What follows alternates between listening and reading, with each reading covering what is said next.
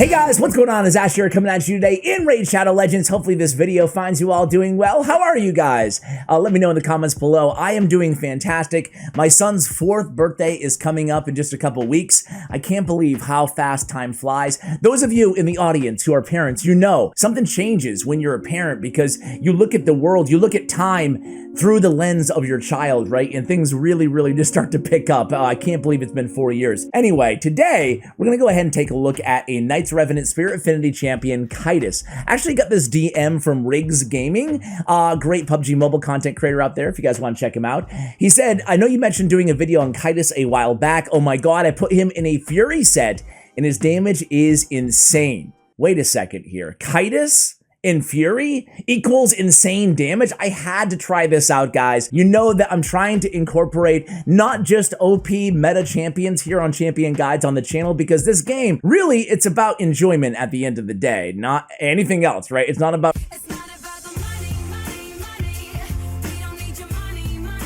progression. It's not about finishing first in platinum tier arena, because at the end of the day, it's just a game. It's just a game. You should get enjoyment. And for me, and I know a lot of you guys share this opinion, some of you might not, but for me, a lot of that enjoyment comes from focusing on these kind of off-meta champions and seeing, okay, is there a use case for this champion? Are they any good or are they just absolute trash? So that's exactly what we're doing today. Similar to the video that we did right next to Kytis. Where are you, Kytis?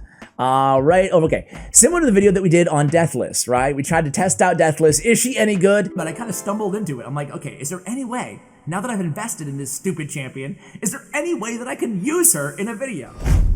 Oh, hi, thanks for checking in. I'm still a piece of garbage. Honestly, she was kind of trash. So is Kytis kind of trash? First of all, aesthetically, he's a unique looking champion. It doesn't really look like the Raid, you know, Shadow Legends style animation and art per se, right? I mean, the armor is cool looking. I really like the aesthetics, right? I like his shield. I like the yellow on black. It's a cool look. But his face, like, what is going on with his face? What is that? Is that a metal shield guard or something? A mouth guard or something? Neck guard? Or is that a weird growth? I have no idea what's going on.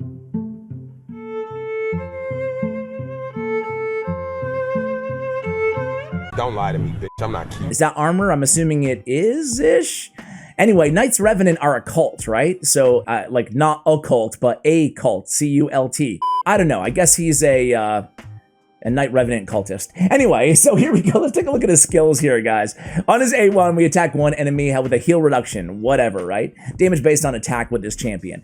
By the way, guys, on Soul Reaper is A1. The first thing you need to know about this champion is very hard high multiplier, excuse me, hard hitting on his A1. It's a 4.3 multiplier based on attack on his A1. That is greater than like Phoenix or Fenax, however you say his freaking name, who's one of my favorite champions, by the way. So the first thought that I had on this champion, outside of his unique skill set on his A2 and his A3, are, okay, right away, I can put him on an ally attack team against some of these new Doom Tower bosses. Going into Spikes is A2. Has an increased attack on himself for 2 turns. This is on a 4-turn cooldown when booked. Takes 6 levels to get this skill totally upgraded. Then attacks 4 times at random. This attack will be critical if the target has any buffs. Okay. Don't know why that even matters. The attack will be critical if the target has any buffs. I guess it's nice to have, right? It's nice to have, especially weak affinity matchups. Nice to have the increased attack as well. I think this has around a 2.2 multiplier on the A2, so not too bad against bosses. In the build that we have today, he's going to be doing anywhere from like 10k to 15k damage per hit. I guess I've seen him go even higher, so it depends on the dungeon that we're going to be using him on. On the A3, this is his Bleeding Wounds ability. This is like the ability, the skill that makes him very unique, right? Attacks all enemies 2 times. Damage increases according to the amount of HP this champion has lost. This is a secret skill and only becomes available when this champion has lost 50% of their HP. I hate that. I hate that. I hate that. I hate that. First off, I'm going to give my full opinion on this champion at the end of the video, but I just want to go ahead and give a little bit of a spoiler. Man, they just need to get rid of that line. This is a secret skill. It only becomes available when he loses 50% of his HP. No. it's not that hard hitting of an ability that it needs to be a secret skill. Like, just get rid of that, and then this champion is really exciting and fun to play around with. But a secret skill on this ability, not at all. I should mention too, this guy does not really require books, so that's really nice. You don't care that much about the heal reduction. On the A2, sure, having it from a 6 to a 4-turn cooldown is great, but this is really not the, the highlight of his kit per se. It's really his bleeding wounds, and then once this is off cooldown or on cooldown, you can go right back into his A1, especially against bosses, because you have the War Master procs on top of course, a hard-hitting ability in general. So to quickly review masteries on this champion, guys, we're not going to worry about the support tree. Again, we don't need the accuracy. I went defense and offense. I want to point out a few of my favorite masteries for Kytis for you guys. So Grim Resolve, increased damage inflicted by 5% when attacking with 50% HP or less, which obviously is always going to be the case with his A3. Very important mastery. Grim Resolve that we don't talk about a lot here on the channel. Ruthless Ambush, damage increases by 8% for the first hit on each enemy. Both of these masteries very important to get the proper value out of Kytis on the arena team that we're about to spotlight. Opportunist as well is helpful if you do have a stunner, Sleep, Fear, True Fear, or Freeze on the team, preferably obviously going first before him in the arena.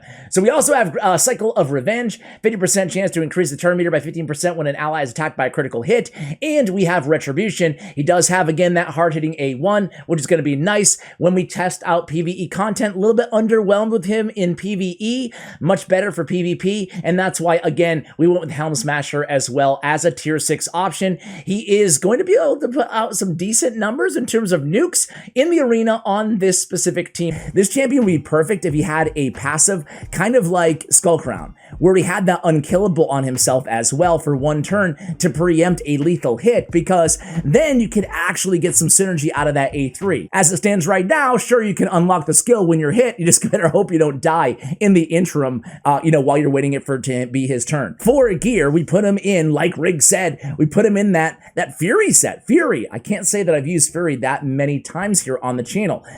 Damage increases as HP decreases, which again makes perfect sense because that's what's happening already on his A3. Now we know, just in terms of the multipliers, that his A3 should be one of the hardest hitting abilities in the game. So let's see if that actually plays out here. We put him in some pretty decent gear here, guys. We ended with crit damage on the gauntlets, and again, we have that triple roll of defense, which I really like on this champion. Again, we get him so squishy that he's just dying all the time. We have attack percentage on the chest, and we have speed on the boots. We went with defense on the ring. We went crit damage on the amulet and attack with a nice couple attack sub rolls there of 17, make it 21% extra. So a lot of attack coming from the banner.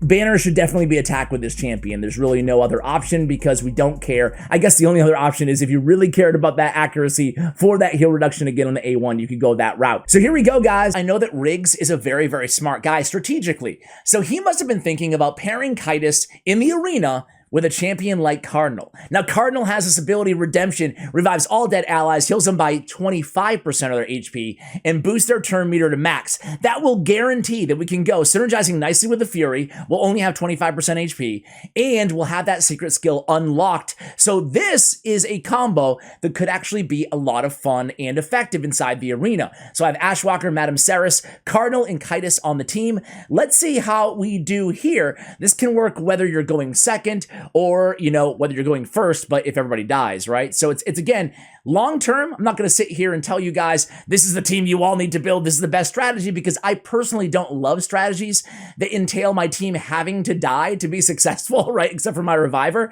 However, it could be a lot of fun, and I do love having fun in this game. So here we go. Everybody's, oh no. Okay, he just went. He's very low. Okay, here we go. Pick him back up. Okay. And he just used his ability, though, the secret skill, because he was low on health, but he wiped everybody there, though. Okay, so now, there it is. Hidden skill unlocked. He's hitting pretty hard. Now, this is a fun strategy. This is a fun team, right? So Cardinal paired with Kytis is a really fun and interesting combination, especially again, if you have that Fury artifact set on them. Let's try one more battle with this comp. All right, guys, let's try again against this Sify team. We're already kind of in the middle of the battle here, but I thought it'd be fun to go against Rector Draft, Sify, and Ursula the Mourner, like a big tanky reviver team. 3 revivers on this team, man. Jeez.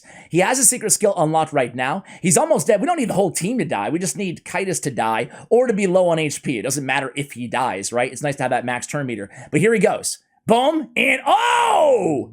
Now we're talking. You see those numbers? I should have slowed it down. You guys see those numbers? 100,000 damage? Not too bad. Again, I'm going to say that an arena team with Kytis without Cardinal, okay. It's a borderline, but with Cardinal and Fury, you can do some serious damage. Let's go ahead and try him out in other areas of the game, but I'm already impressed when you pair him with Cardinal as kind of a niche, fun team to use inside the arena. I'll be right back for some dungeon action. Let's go ahead and show you him against a Doom Tower boss. Actually, you know what? I'm here anyway. Misclicked anyway. I'm going to run Kytis right now, and we'll see how this team does. Most importantly, I want to see how much damage he puts out compared to these other champions. We're just kind of flirting with that 50% HP. That was his A2, dealing a decent amount of damage on the 4-time hitter to the single target, boss. But the question remains, who is investing in this champion for Faction Wars? Is he a champion, Kytis, worth investing in for Faction Wars only? Assuming you weren't going to try him out in a clan boss team or an ally attack against the Griffin, as I'll show you guys in just one moment here. And I think the answer is going to be no. As you can see here, really not worth maxing, right? This team might wipe here. We have 5 rounds to kill the red boss here, and I think we're going to wipe.